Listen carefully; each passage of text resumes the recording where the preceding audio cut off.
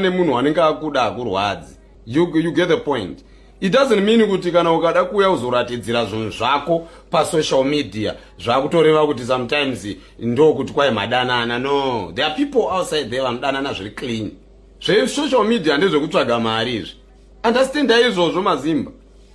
Ndo dambudziko chete one ramuinaro iroro, one chete ramuinaro, only one. Hamukwanisi kuunderstand nekunzwisisa kuti chinhu chinokuri kubva nyaya kuri kuenda nyaya ndekupi. Ndezvekutsvaga mari, this is social media yekutsvaga mari, hapana kana love, hapana rudo. Dei waye muda anungade wakachata. Dei wanga wakatoda unononyoresa mwana wevanhu tatupa. Inini nemaye wangu ndamunyoresa pagongo. Pagongo ndo panda unyoresa wangu. Apo pakatonyogwa pagumbo hapana kana apa. Wangu ndamunyoresa pagongo padinji. Kakata matinji onyogwa statu ipapo. Wese anosvira achingovhomora mboro achida kupfekera anonosangana netaturo akavhura ziso kudai rakanyogwa. Ino wangu anonyanzo one man one kondo. Saka Hatirwadziwe, don't ever think Saliwe, don't ever think kuti tinorwadziwa nerudo. Hauna kana 1 rand kana unodedzera kuti mwana wenyu ndindi naye wakutobuda nemwana wevanhu pama social media.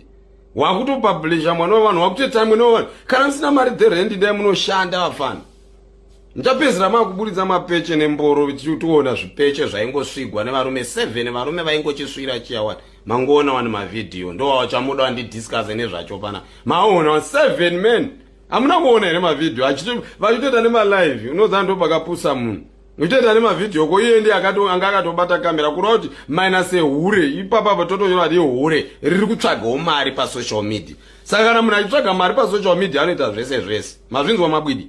Anoita everything chanenge angoita chinongo ini kana ndikada kutsvaga mari ipo panapa ndogona kusumuka ndokubuditsira mboro, then mboro yotanga kucirculate. Muri kundibata zvakanaka naka?